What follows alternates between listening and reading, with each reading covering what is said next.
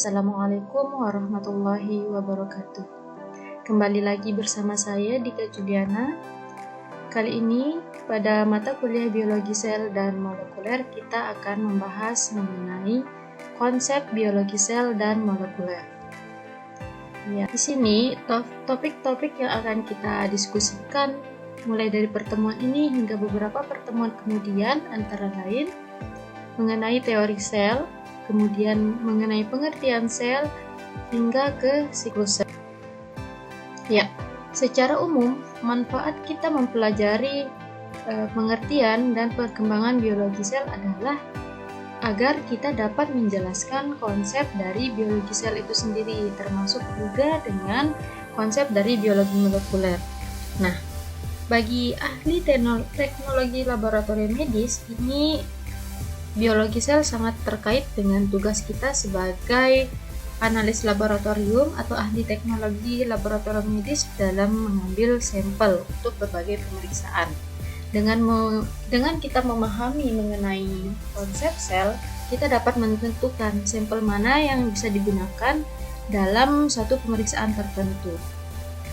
Untuk biologi sel itu sendiri didefinisikan sebagai ilmu yang mempelajari sel, baik pengertiannya maupun organela yang ada di dalam sel serta fungsinya.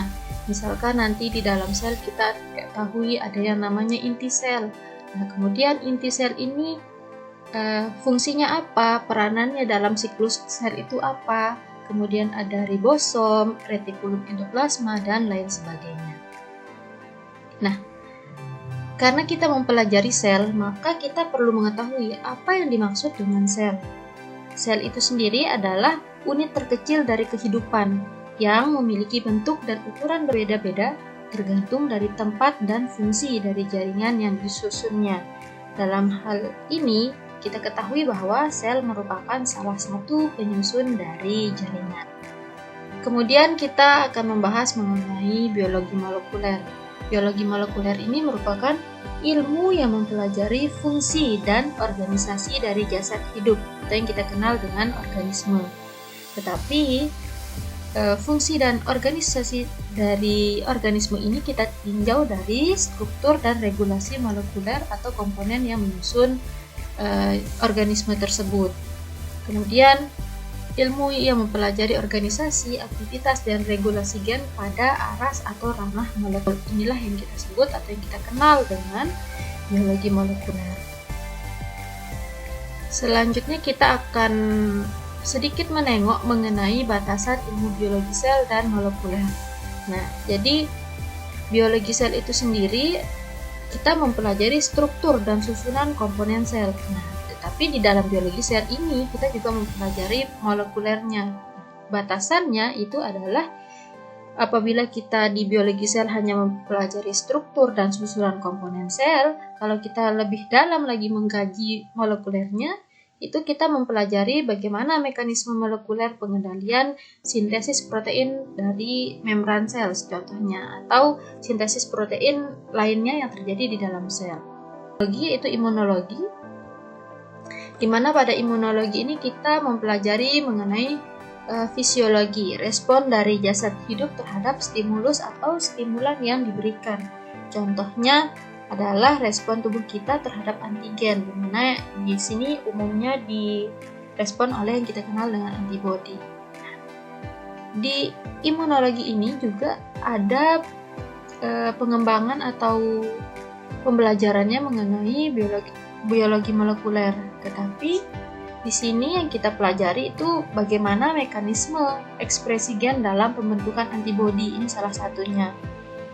Dan yang terakhir di sini ada biokimia. Nah, biokimia ini kita mempelajari reaksi kimia dalam jasad hidup atau biologis. Lebih tepatnya itu kita mempelajari hubungan antara reaktan dengan produknya. Di sini juga ada bagian biologi molekulernya, di mana di ranah biokimia ini kita mempelajari perubahan ekspresi gen yang mengkode enzim untuk reaksi biokimia. Di sini bisa kita ambil satu kesimpulan bahwa pada biologi sel, imunologi, dan biokimia itu sama-sama ada biologi molekulernya.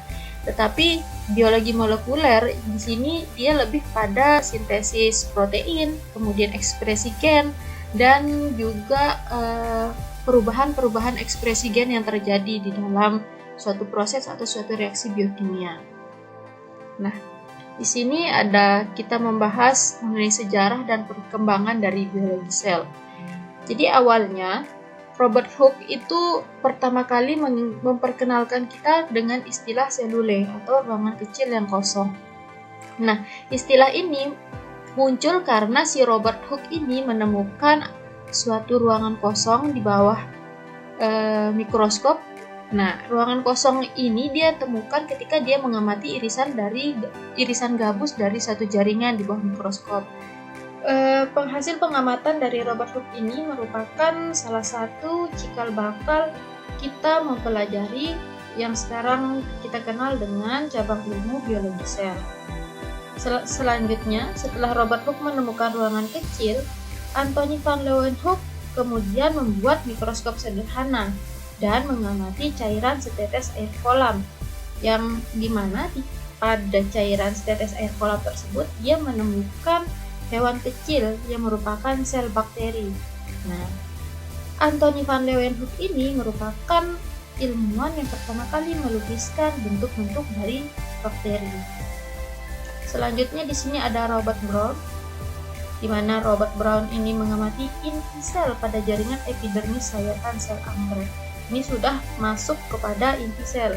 Kalau yang tadi sebelumnya Robert Hooke itu hanya mengamati adanya ruangan kosong, kemudian Antony van Leeuwenhoek sudah mulai menggambarkan bentuk-bentuk bakteri, maka Robert Brown ini dia sudah menemukan dan mengamati yang namanya inti sel di dalam sayatan dari sel anggrek. Selanjutnya di sini ada Felix Dordtjardin, di mana Felix ini pertama kali menemukan cairan sel yang hidup atau dia sebut sebagai sarkode, dan menyatakan bahwa cairan sel dalam suatu lumen itu merupakan bagian penting dari sel. Bisa digarisbawahi di sini bahwa cairan sel yang dia temukan oleh Felix Dordtjardin ini merupakan bagian penting dari sel. Dan kemudian bagian penting dari sel ini didefinisikan lebih lanjut oleh Johannes Purkinje. Nah, di mana Johannes di sini menyatakan bahwa cairan sel adalah protoplasma yang berfungsi menjalankan kehidupan sel. Nah, di sini dinyatakan bahwa protoplasma atau cairan sel ini berfungsi menjalankan kehidupan sel. Berarti jika tidak ada protoplasma, kehidupan sel itu hampir tidak mungkin terjadi karena sebagian besar proses dari siklus sel itu membutuhkan protoplasma atau terjadi di protoplasma. Kita juga mengenal dengan adanya istilah sitoplasma. Itu sitoplasma juga merupakan cairan sel. Ya. Untuk pertemuan kali ini saya cukupkan sampai di sini, tetapi kita perlu mengkaji atau belajar kembali mengenai apa yang sudah saya sampaikan tadi. Di sini tugasnya adalah untuk membuat ringkasan dari apa yang sudah saya sampaikan tadi, kemudian Ananda juga membuat satu catatan mengenai penggolongan jasad hidup. Nanti tugas meringkasnya dikumpulkan ke saya melalui WA pribadi. Sekian, terima kasih, selamat belajar. Assalamualaikum warahmatullahi wabarakatuh.